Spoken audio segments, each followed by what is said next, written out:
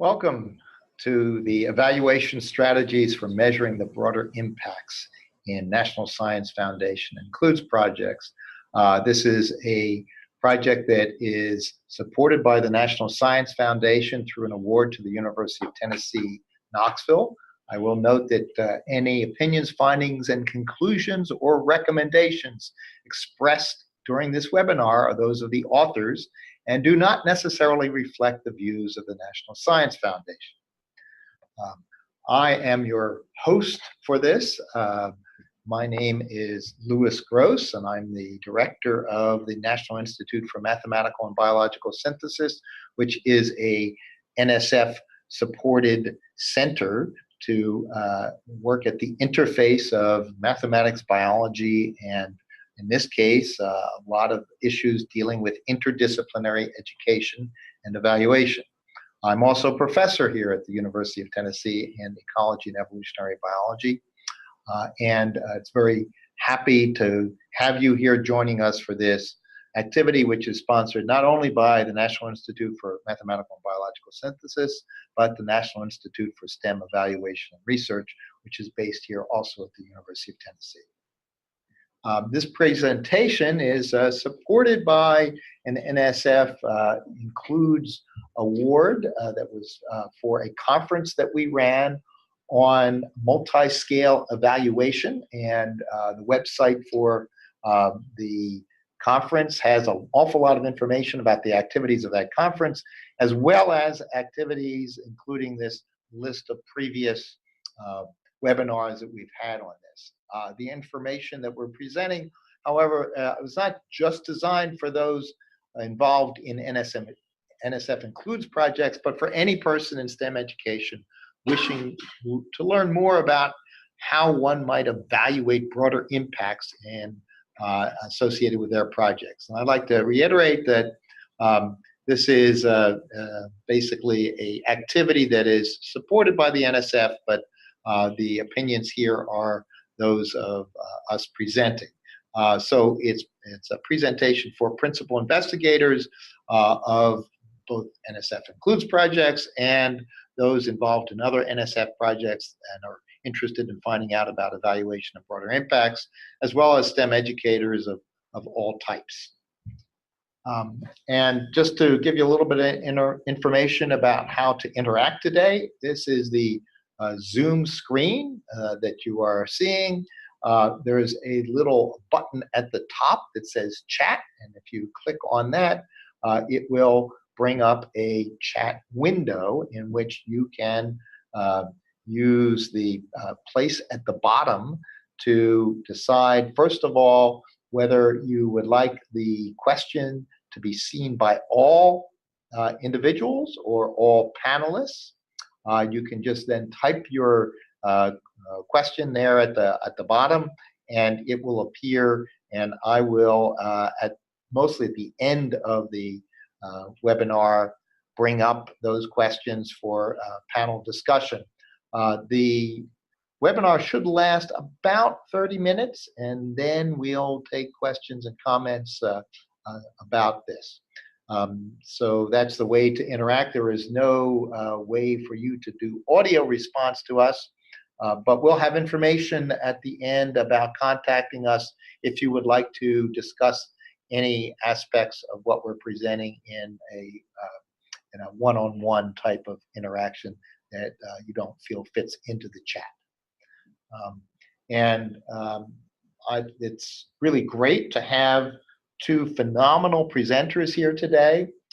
Pam Bishop is the director of the National Institute for STEM Evaluation and Research.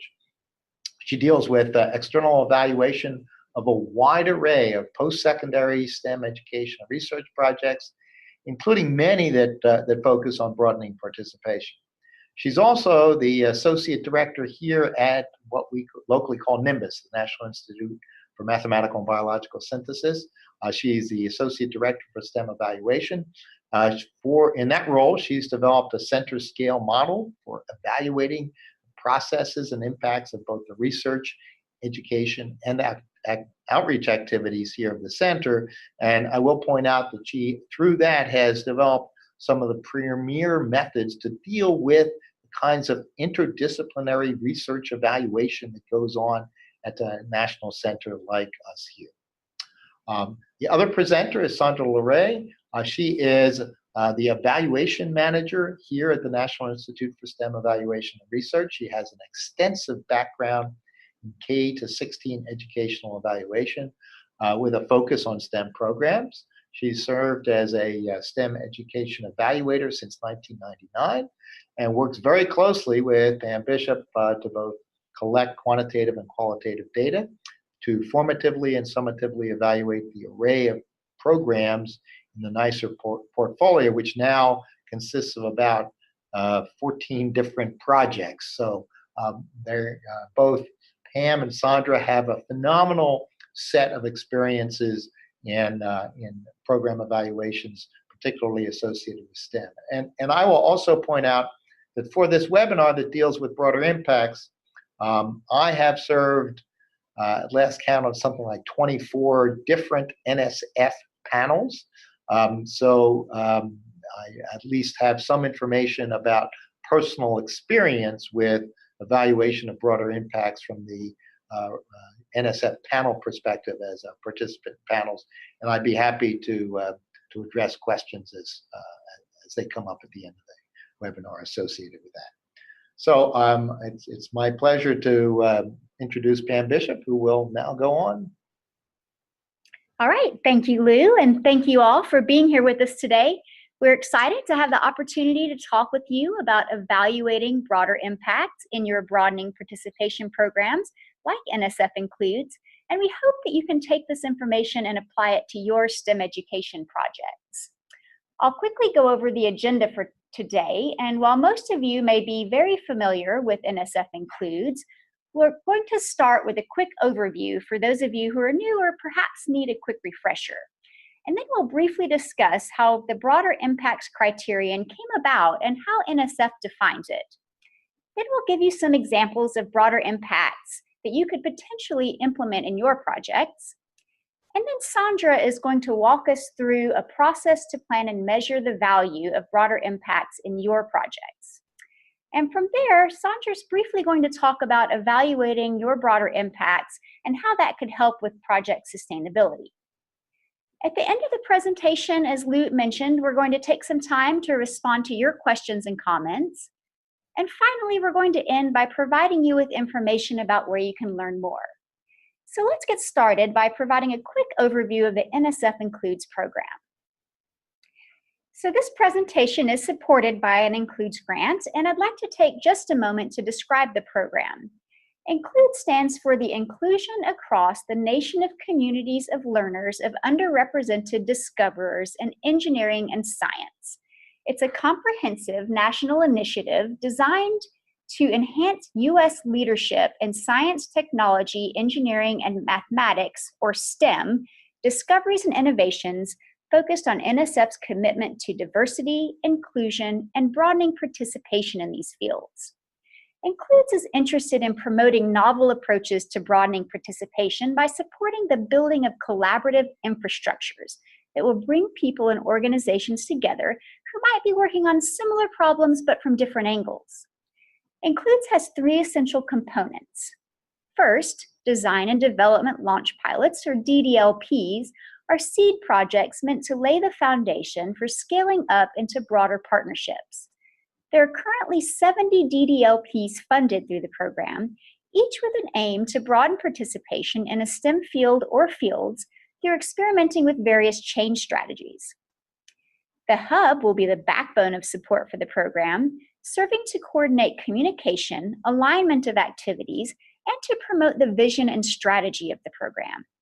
Hub solicitations were accepted in November of 2017, and the award is expected to be announced soon. Finally, the third component will be the alliances.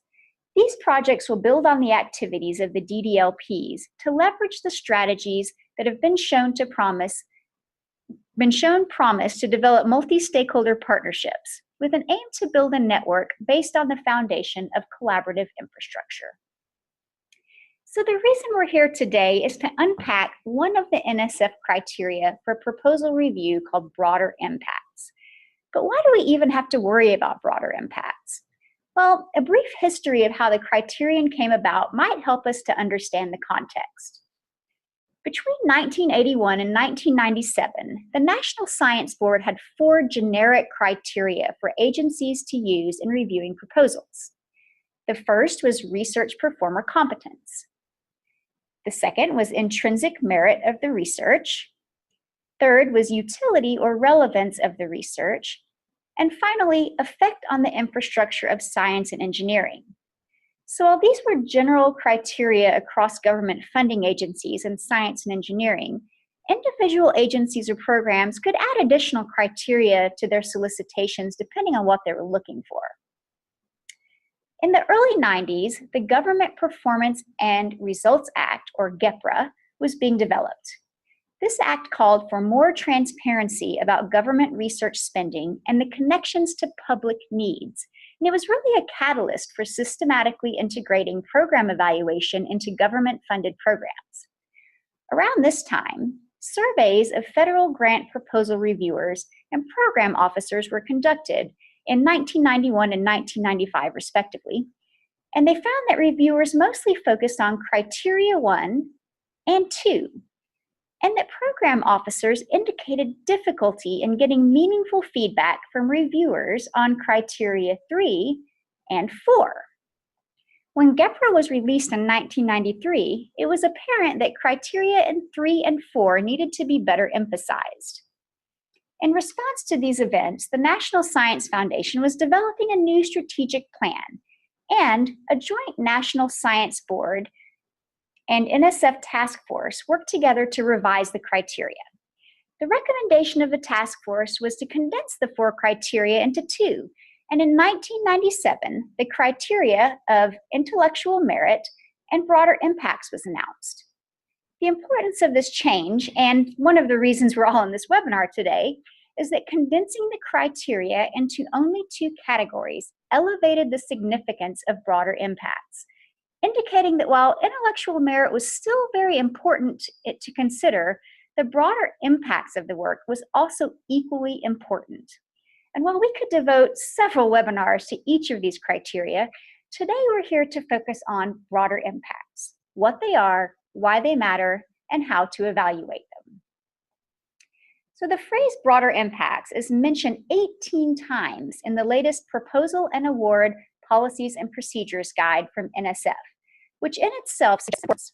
Here are a couple of statements from the PAPPG that describe the criterion. It encompasses the potential to benefit society and contribute to the achievement of specific desired societal outcomes.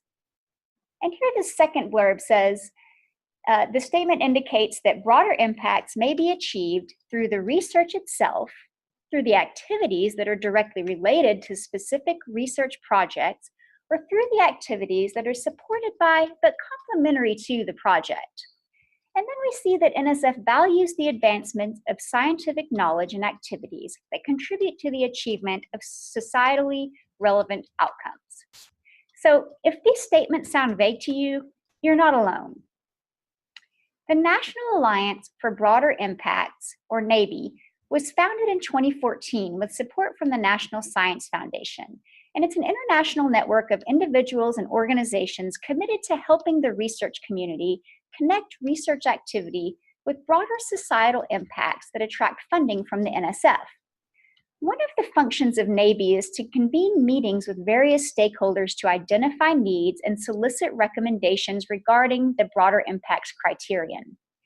In a recent January 2018 report, NABI reported they convened 2 meetings, which included university administrators, faculty, government officials, non-academic stakeholders, and other broader impacts professionals to identify issues that inhibit innovative and successful broader impact outcomes. And a common issue across all stakeholder groups was that the broader impacts criterion is unclear. So one of the problems that many STEM faculty have in understanding and formulating effective broader impacts activities and then subsequently evaluating them is that many scientists' expertise generally lies predominantly within the subject matter addressed in the intellectual merit, rather than with the types of activities that could address the broader impacts. Also, broader impacts are purposefully not prescribed by NSF, but left open to innovation from the field. So to make sure we're all on the same page about what types of activities could contribute to the broader impacts of a broadening participation project in STEM, let's look at some examples that NABE suggests that projects may consider. So NABE has a very informative document on their website called Broader Impact Guiding Principles and Questions, and it has a great section on the variety of broader impacts goals that could be incorporated into a project. And while this is not an exhaustive list, we'll go over them quickly here and give you an idea of their recommendations. So the first recommendation is one that any broadening participation program should be achieving just by its nature, which is full participation of various underrepresented minorities in STEM. So if you're implementing a broadening participation program, you already have one broader impact embedded in your program. A second broader impact that could easily be applicable to a STEM broadening participation program is improving STEM education and educator development at any level. So some others that are suggested by NABE are increased public scientific literacy and public engagement, improving well-being of individuals in society, development of a diverse, globally competitive STEM workforce, increased partnerships between academia, industry, and others, improved national security, increased economic competitiveness in the United States, and enhanced infrastructure for research and education. If you're interested in reading more about the guiding principles from NABE, I would suggest visiting their website here at broaderimpacts.net. So beyond the obvious broader impact of increasing participation of underrepresented groups, how could a STEM broadening participation project like NSF includes have broader impacts? And how might a project go about evaluating these impacts? Well, a good starting point is to incorporate broader impacts into your project model from the very start, and to think about evaluating these impacts from the very beginning of your project. So to illustrate this, Sandra is going to take you through an example broadening participation in STEM education project, where she's going to describe the project model, identify some broader impacts that the project intends to have, and walk us through the process of how we might go about evaluating these broader impacts. Thank you, Pam. First, let's talk about why evaluation of your broader impacts is important. Well, there are many reasons, but we'll give you a few here.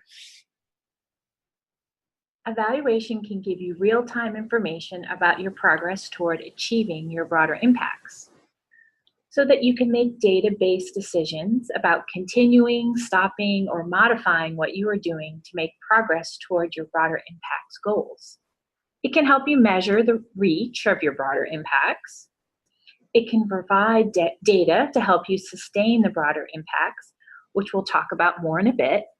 And along those lines, it can help provide evidence for future funding opportunities. Okay, now we understand why evaluation of broader impacts is important. Let's see how evaluation looks in action. Here we have created a simple example project that relates to a major issue in broadening participation in STEM. In program evaluation, we always like to create models of our program to get all of our stakeholders on the same page about how the program is supposed to work. Suppose we are mapping a program at our university that is working to bring more women into engineering. The situation we are addressing is that women are underrepresented in engineering. Inputs will be faculty, staff, and industry partners, student time, and grant money. Outputs are the activities we will carry out and who they will reach. For example, we will create industry partnerships to place females in engineering firms for internships with female engineers to experience role modeling and mentored research. An example intermediate outcome from this could be that female students understand that women can be successful in engineering. An intermediate goal would be that female students feel a sense of belonging in engineering fields. And we will have long-term goals of working with our industry partners to institutionalize the internship program, making our implicit bias training modules widely available for use, and ultimately increasing recruitment and retention of females into engineering. Now, what might be the broader impacts of this program? You may have guessed that our long-term goals contain our broader impact goals. While it is not always the case, oftentimes broader impacts take time to achieve, so they are realized towards the end of a project's lifespan. In this case, we have broader impacts of the institutionalization of our internship program with our industry partners, making our implicit bias educational modules widely available for use, and increasing the overall recruitment and retention of women in engineering. Now let's walk through the process that we might develop to evaluate one of these broader impacts. So now we know why evaluation matters in the context of broader impacts, and that we should incorporate broader impacts into our program model from the start. But how do we get started thinking about evaluating them? A good place to start is by identifying your key stakeholders. A stakeholder is any person or group that has an interest in your project or its evaluation results. When you are developing your evaluation plan, you will want to identify the key stakeholders involved in measuring your success toward the attainment of your broader impact goals. The participants box from our logic model is a good place to start when considering stakeholder groups in your evaluation.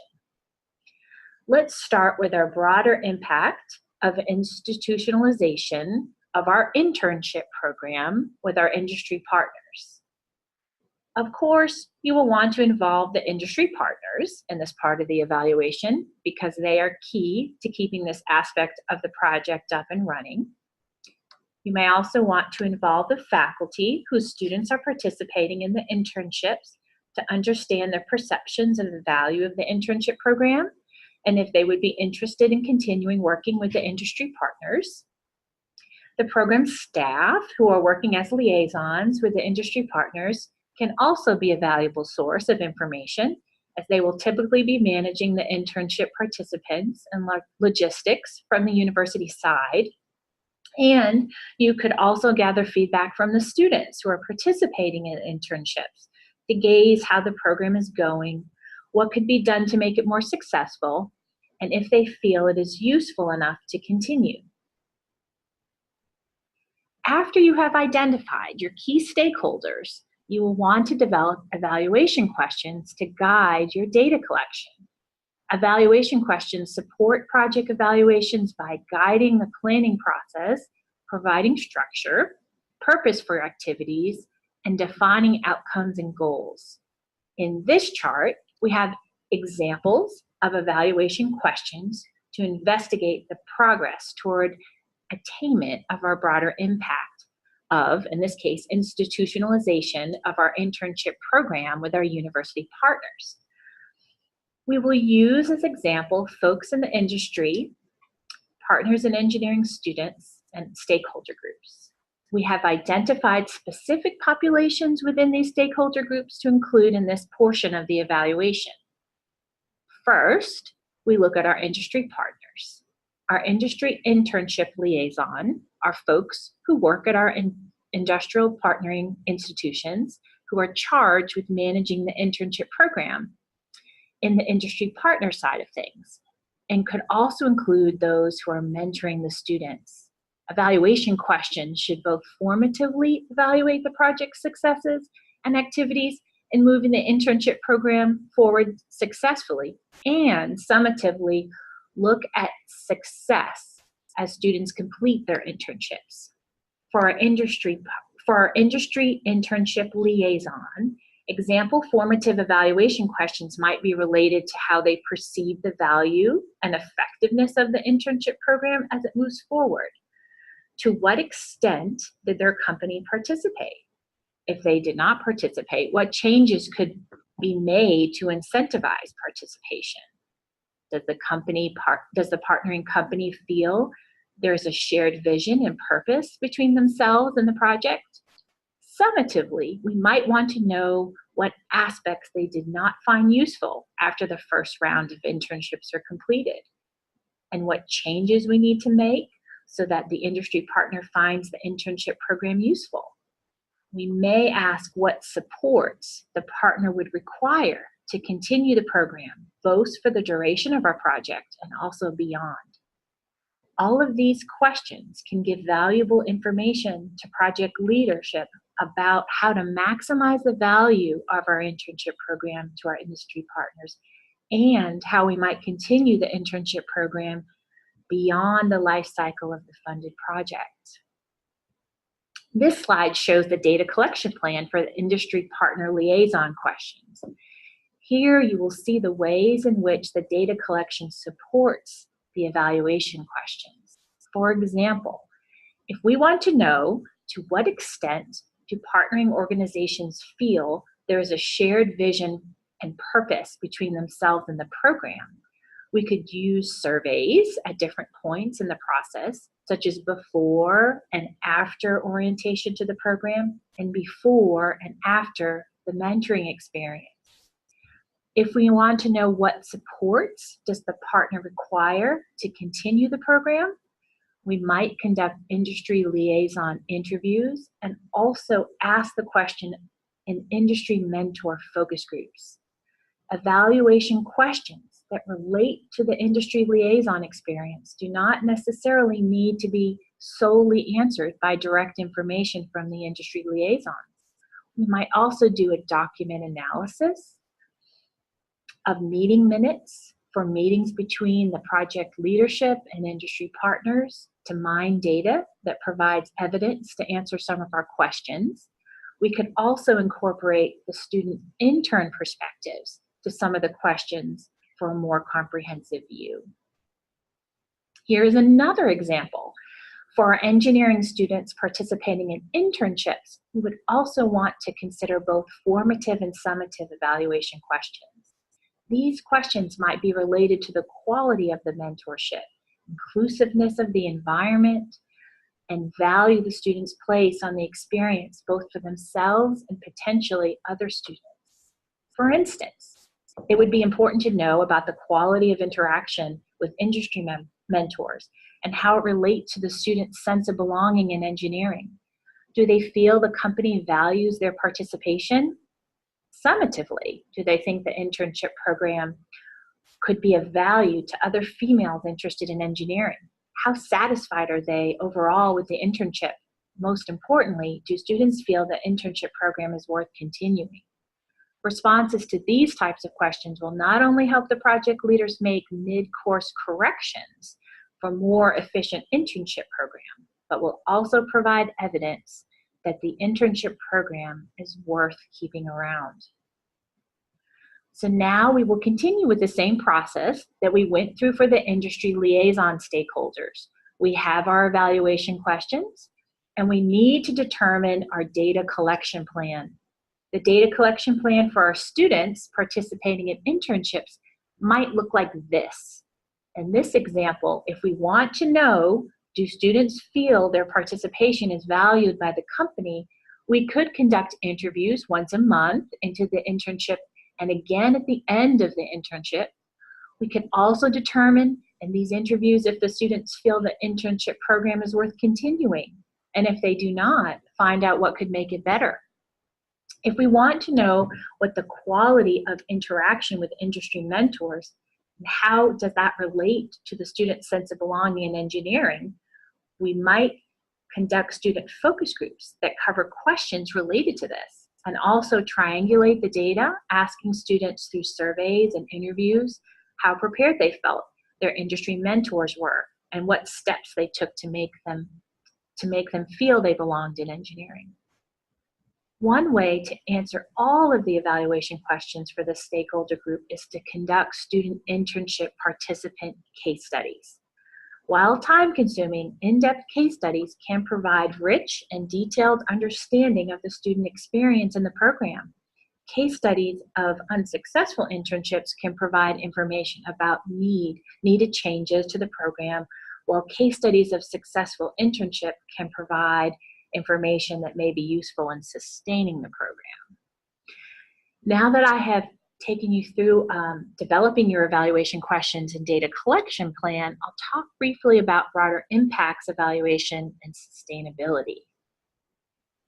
As stewards of public funds, government foundations must not only be accountable for how they spend their money, but also look for beneficial long-term outcomes and a social return on investment of funds. Programs are often expected to sustain, yet are not funded to do so. So how do we solve this problem? Evaluation of broader impacts can help you make the case that a project has a sustainable, large-scale impact.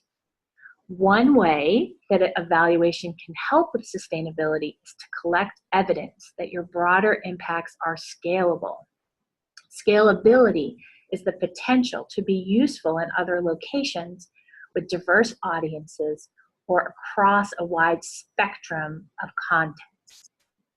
In last month's webinar, we talked about layering qualitative and quantitative data to understand the community and how culture within the community can be expanded into broader impacts. So one of the things we talked about was mind mapping, and that was including stakeholders and mapping out a project by beginning with the core of the project, what it was designed to do, and then adding nodes or feathering pieces and lines of how the program has grown to look at which stakeholders it's reaching, both intended and unintended outcomes.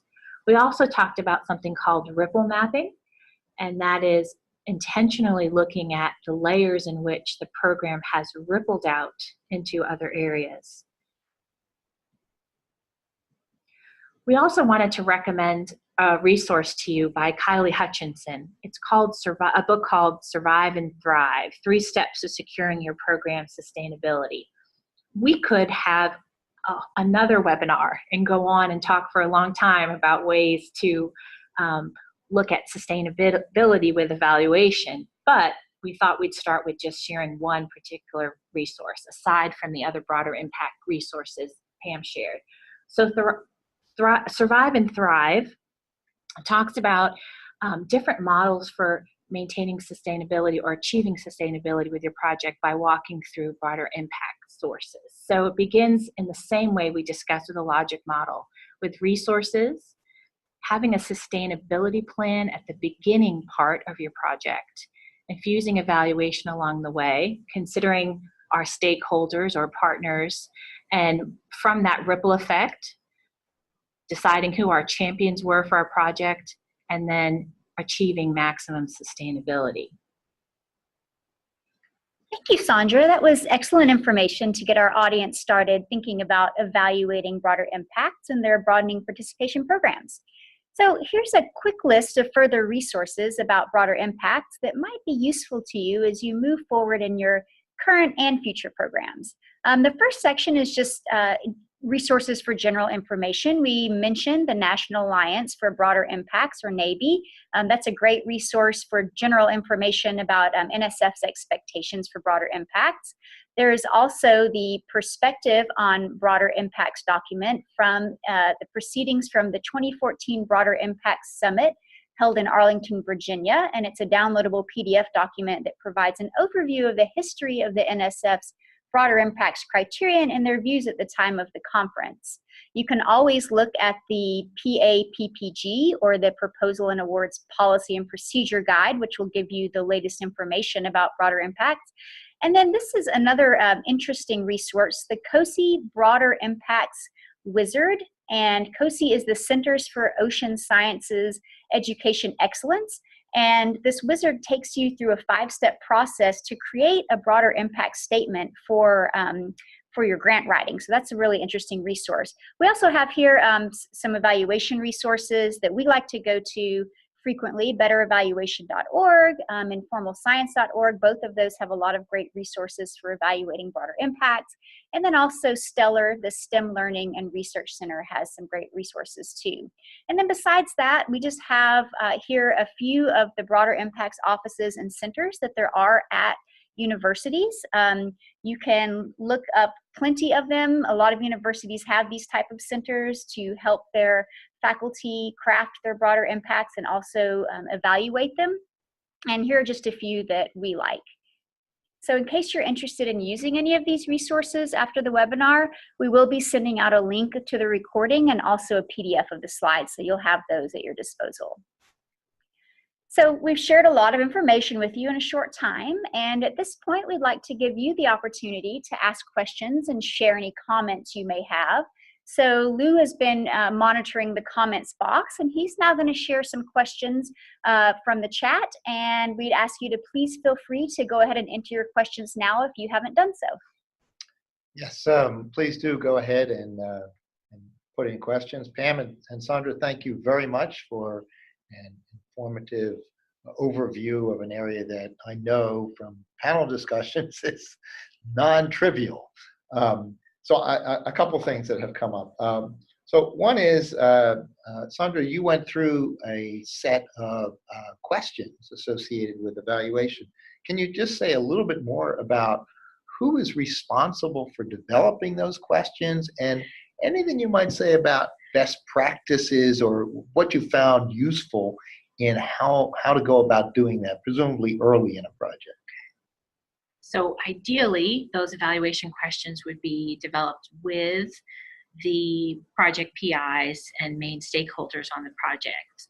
And as an evaluator, particularly if we're involved in the grant writing piece in the beginning stages, we can help to collaboratively form those evaluation questions.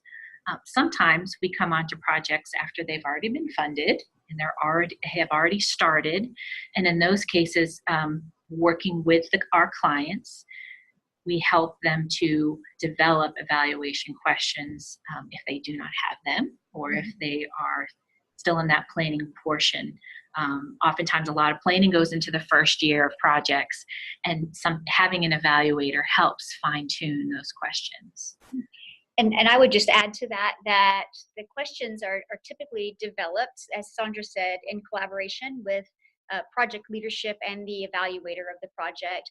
And they're developed thinking of the end in mind. So what is it that we want to get from this evaluation at the end, or at different points in time? And then we work backwards from that and develop questions that we know are going to get us the information that we need to get to that end point. So it's sort of a backwards design in developing the questions.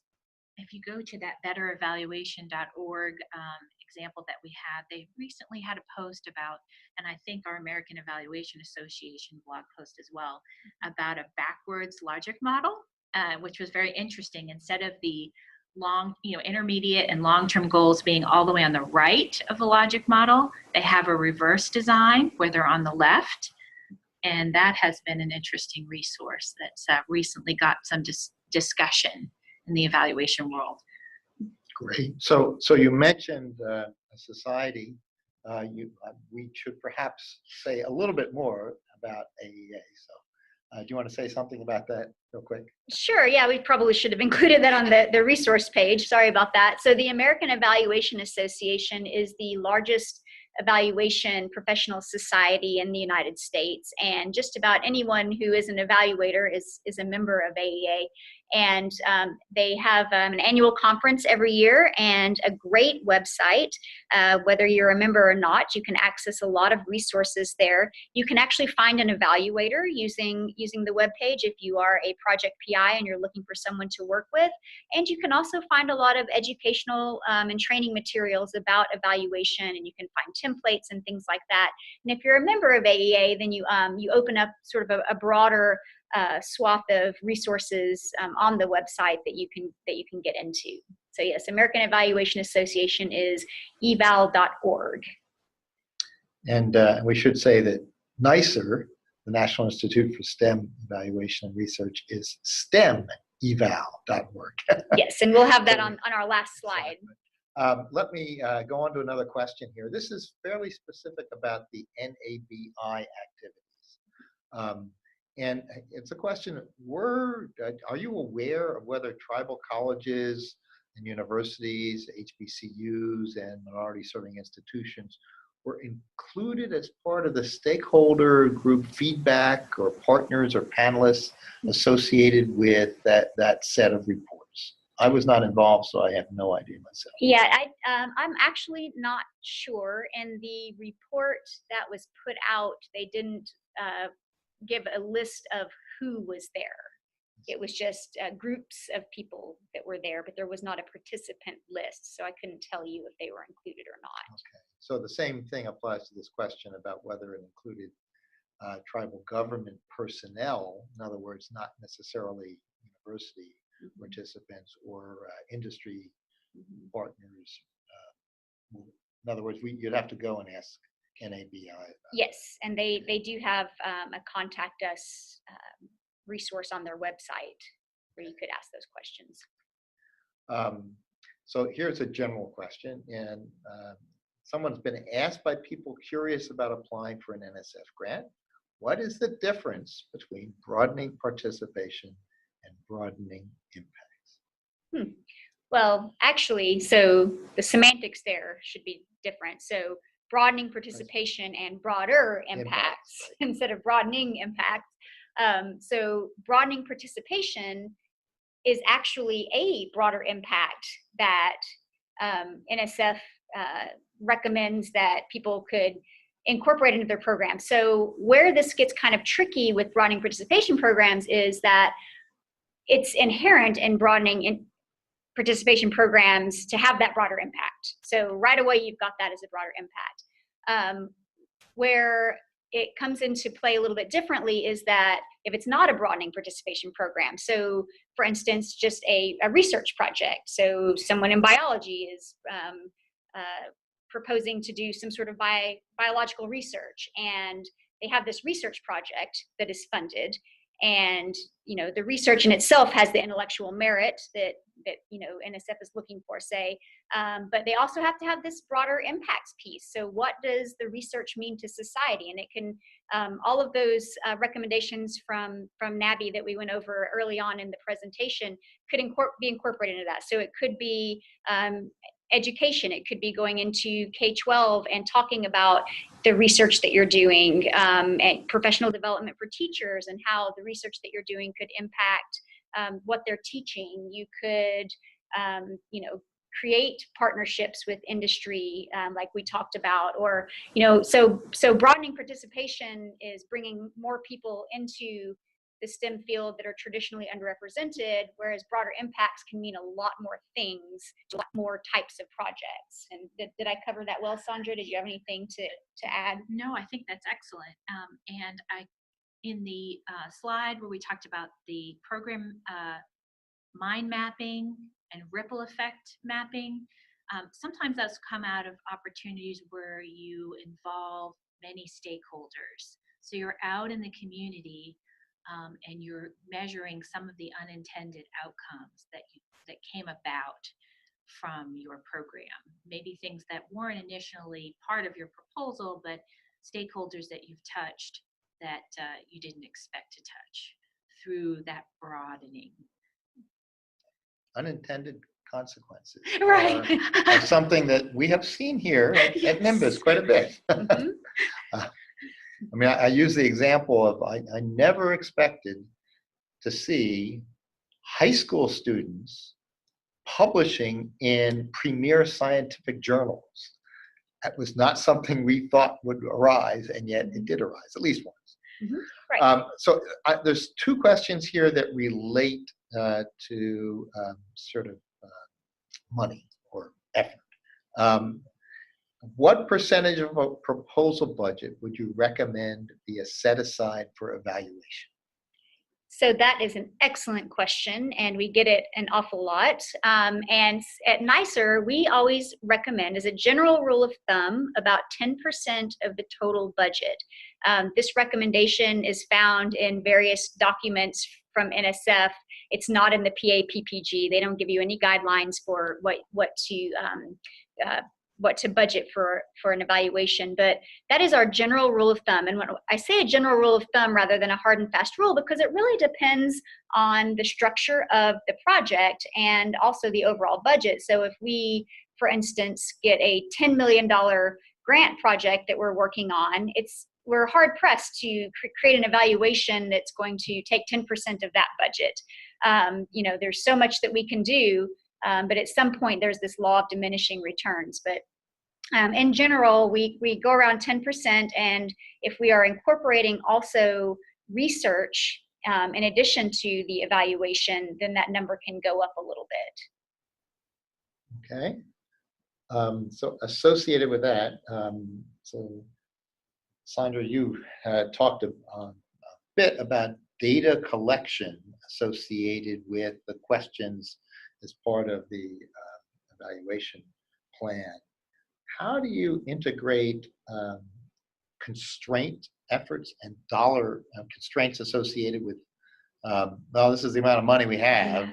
Yes. Is this a kind of an iterative process at the beginning of the proposal in terms of what you decide is possible to do? Would you go about listing all the questions that you could and all the data that you could collect to start with and then winnow them down, or do you prioritize first? What's your recommendation on this? Well, it's similar to what we discussed earlier in terms of where we begin with the project. So ideally, in the perfect scenario, we would be involved in the proposal writing. And then we would have conversations about beginning with the end in mind, right? What do we hope to accomplish? And then looking at what types of evidence we would need to gather along the way to demonstrate whether the program is successful, both formative and summative, but also think about sustainability and scaling. So in the perfect scenario, we've had that discussion at the beginning, and we've talked about, in terms of budget, what types of data we would collect. For example, in last month's webinar, we talked about qualitative data and how that can take a bit longer, be a bit more intensive. It might include travel.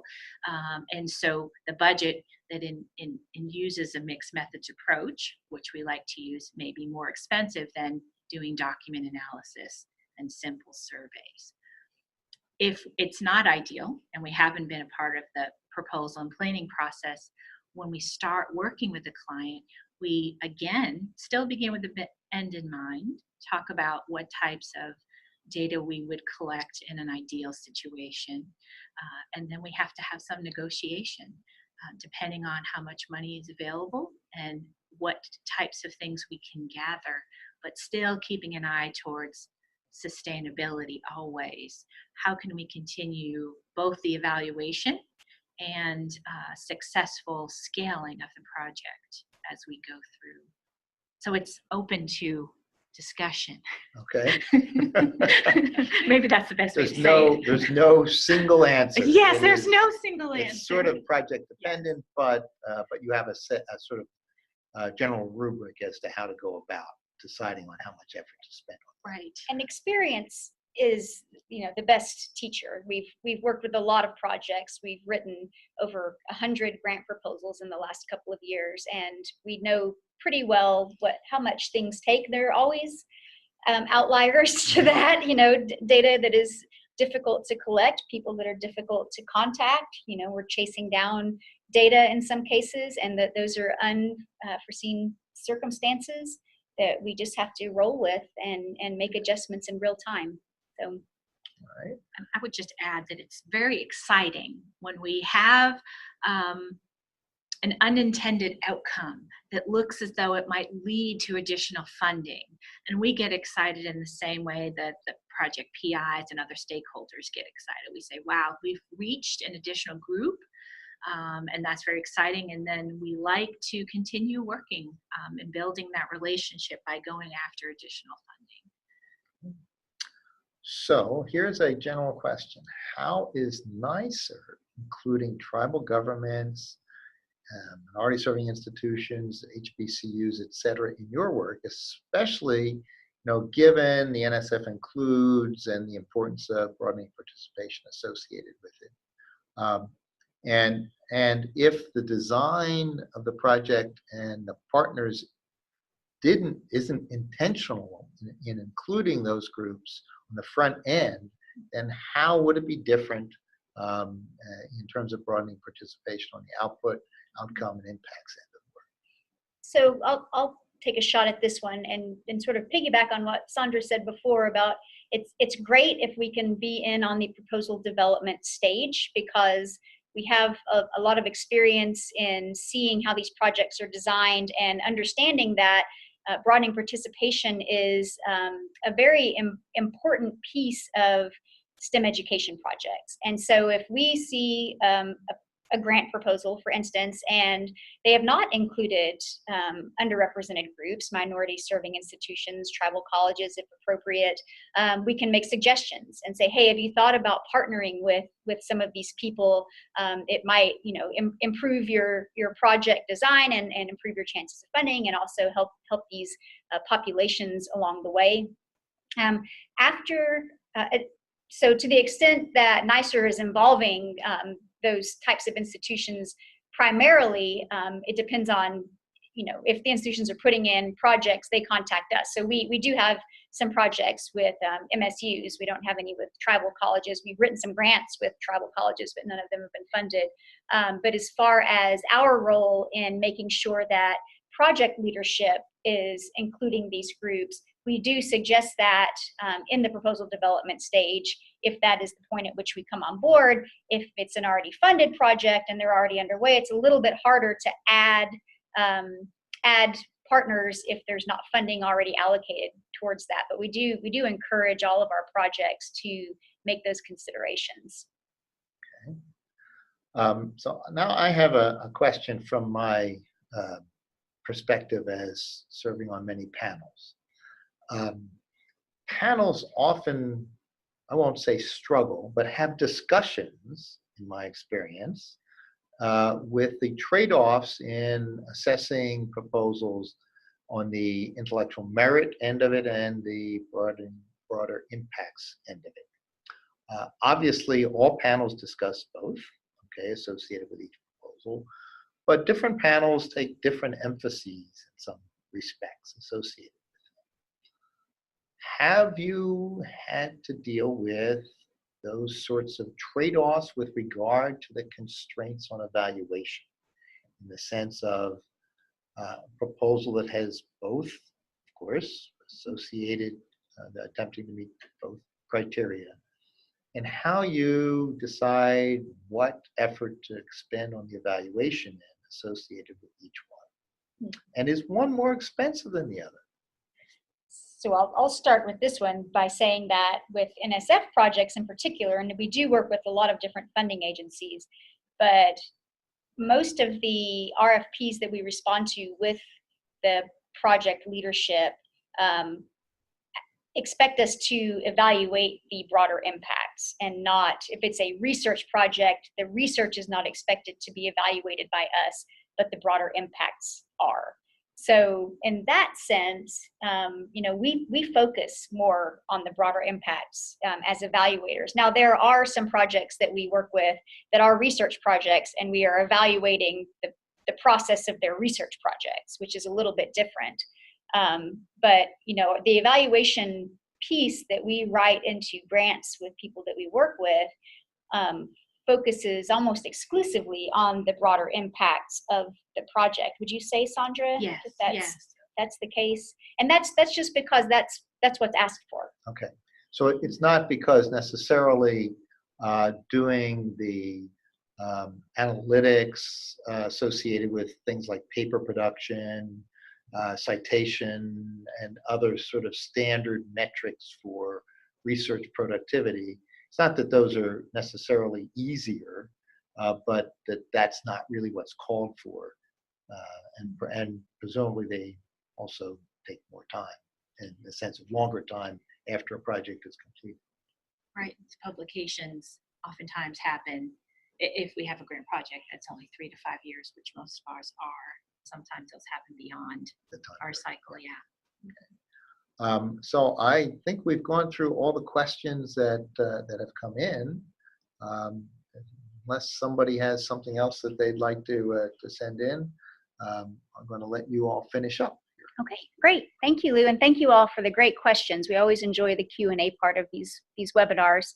We're going to leave you today with some information of how to learn more. So if we've piqued your interest today, you can visit our Includes Conference website here, and this is where we'll be posting the recording of this webinar, and also where you can find recordings of our previous webinars and other educational materials we've produced regarding STEM evaluation. Please visit the NYSER website and follow us on Facebook and Twitter for real-time evaluation information. And if you're so inclined to tweet about today's experience, our Twitter hashtag is #NYSEREval.